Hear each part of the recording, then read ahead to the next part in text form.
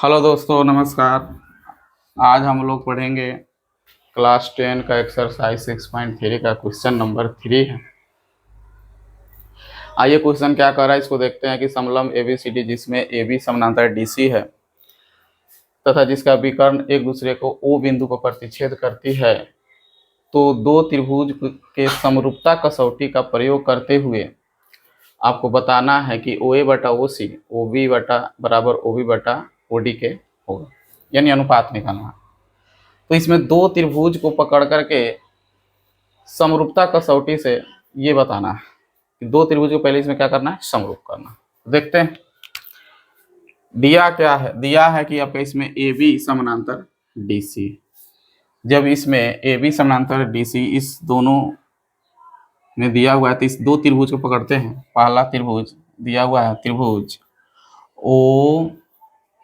OCD, त्रिभुज OCD तथा त्रिभुज OAB में ये दोनों त्रिभुज को समरूप करना है। तो देखेंगे इसमें कम से कम दो कोण बराबर होना चाहिए। किसी भी दो त्रिभुज को समरूप करने के लिए उसका दो कोण बराबर कीजिए। तीन कोण हो जाता है तो और अच्छा है, कम से कम दो होना चाहिए, तीसरा तो ऑटोमेटिकली बराबर हो जाता है। या दो भुजाओं का अनुपात बराबर कीजिए, एक कोण बराबर कीजिए, या तीनों भुजाओं का अनुपात बराबर कीजिए। यहाँ भुजाओं का अनुपात ही निकालना है तो यहाँ कोण बराबर करेंगे।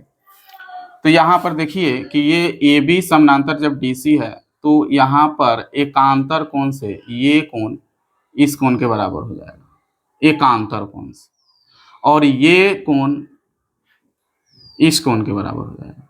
आप पढ़े होंगे 9 क्लास में कि जब दो समानांतर रेखा हो और इसको कोई तिर्यकछेदी रेखा काट रहा हो तो इसका एकांतर कोण बराबर होता है। ये कोण इस कोण से, देख लीजिए ये कोण जो है एक अंतर से यहाँ पर आ जाएगा, आ रहा है ना इस तरह से। फिर ये कोण इस कोण के बराबर हो जाएगा, ये कोण इस कोण के बराबर हो जाएगा।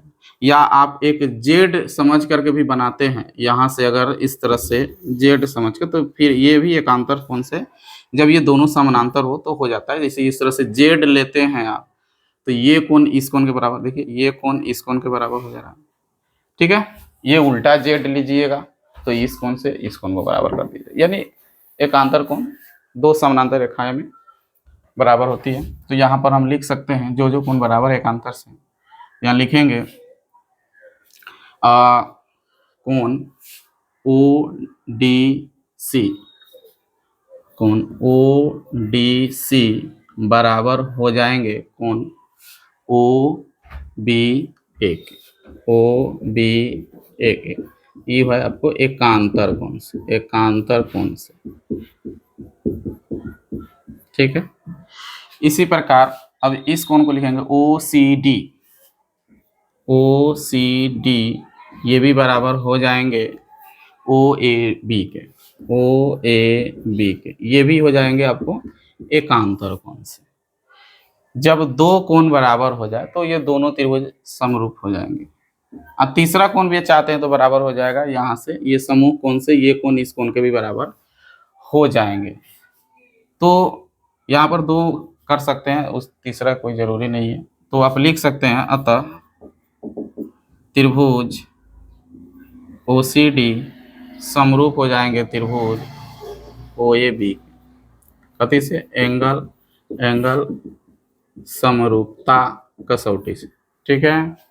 जब दोनों त्रिभुज ये समरूप हो गया तो आप जानते होंगे कि जब दो त्रिभुज समरूप हो जाते हैं तो उनके प्रत्येक संगत भुजाएं का अनुपात भी बराबर हो जाते हैं।